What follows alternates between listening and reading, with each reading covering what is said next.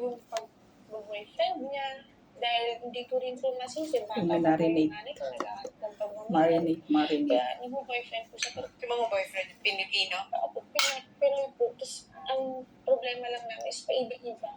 So, malaki talaga yung hate ko sa kanila. Parang, hindi ko naman Hate mo saan? tatay. Sa nanay ko, na parang hindi ko naman tatay, ba't nandito? Kumbaga parang hindi kami komportable. O kasi pa yung mga boyfriend niya, doon po Namulat nagsimula. sila sa mga Namulas siya po kasi ako doon. Ng boyfriend niya? Opo, Alam niya? Namulat sila sa Eh, Tapos kasama hindi dito ko din sinabi. sarap. Eh, hindi ko po alam. Parang Molest siya, as in, hinihipuan po talaga ako. Pero umiiwas na ako kasi nga po may experiences na po akong nangyari na. Yung nga po na nalasing ako pagising ko. Hindi ko alam na nagalaw na po ako.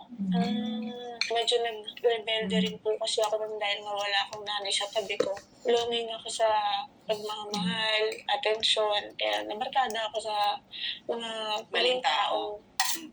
Feeling mo, Ang hirap full ng yung ganun. mga inom, gano'n. Anong to? Nangyari Barkada. sa akin, barkada, nalasing ako, nagsain Ano na. to, may suka? Yung mga kaibigan ko Meron may konting kasamang lalaki, wala, magigising na lang ako.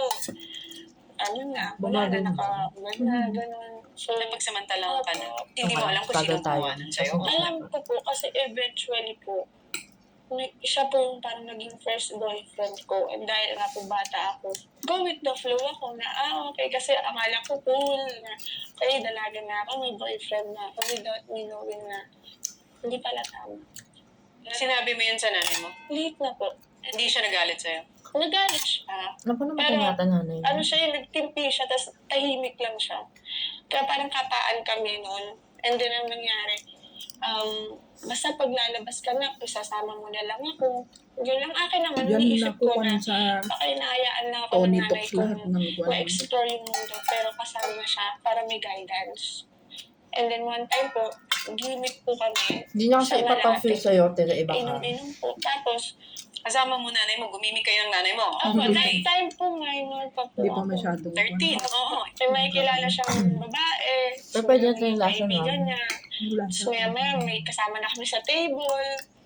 Hanggang sa paglasing na lasing na ako, biglang maalis na kami ng club or ng bar. Tapos punta kami ng hotel. Hanggang sa ayun na, hindi ko alam nakaset up na pala yung plano niya. Na, basta galingan mo na lang Diyan sa anak. po. Tapusin mo nanay yan. niya. Ginunan niya ako. Lasing ka nun. So, hindi, May anak niya, tama po, pero hindi sobrang lasing kasi naalala ko pa rin po talaga. yung unang-unang beses na ginawa niya yun. Nakaset up na po sa loob ng kwarto eh. Naiwan niya na ako dun eh. Tapos Yung sabi, Filipino, yung unang lalaki. ano po, parang Taiwanese. binibenta. Ganun. 13 years old, yung gabing yun. Nasaan ang nanay mo nun? Sa labas lang po naghihintay ko sa akin. So, malinaw sa'yo lahat na nangyari nung gabing yan. Malinaw po kasi parang nasa isip po na gusto ko na matapos na. Ganun po. Parang tapusin na lang to. Gusto ko na umuwi. Gusto ko mag-lock sa kwarto. Gusto ko mag-isa. Ganun po.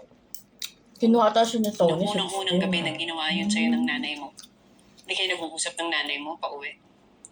Wala siyang sinabi sa'yo. Kinakausap Kasi nag-divorce ko siya kay Tony. Kasi ang binigay sa amin ng 5,000.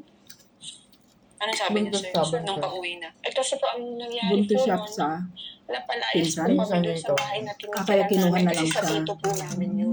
Buti sa kay Kaya sa po pinsan nung nito pagbalik siya niyan, nabuntis. tinry po namin magsariling bahay na upa. Naging Wala po kami kahit na anong gamit nun. Kaya nanay na Kaya yung Tony. pauwi po kami nun. Sabi ng nanay ko, mamaya, bibigyan na ako ng sopa natin, tsaka ng rice cooker, tsaka pang-initan ng tubig. Yun ang sinasabi niya sa'yo pauwi. Kinikwentuhan niya ako saan mapupunta yung pera. So, ako parang tawag lang po ako ng tao. Kasi in shock pa rin po ako. Hindi mo maproseso na nagawa yun sa'yo ng sarili mong nanay. Lagi na lang nasa isip ko na, Ito pala yung tanong, bakit yung kailangan ako? sa Ba't hindi MMK, ikaw? Ba't di na lang ginagawang ikaw? buga yung mga Lagi anak. ka. Oo, di ba? Ganun yung nasa isip ko. Magagawa. Hanggang sa Adik nga ako napapaisip nanay. ako, wala eh. Kailangan namang wala kaming kitain. Yung lola ko tumatanda na. Tapos yung kapatid ko nag-aaral pa. Yung nanay ko ayaw magtrabaho. Yung ganun na yung parang ano na lang eh. Sa akin na lang para mabuhay na lang kaming lahat. Sige na. Isip mo na. So after nung gabing yun, kailan uli?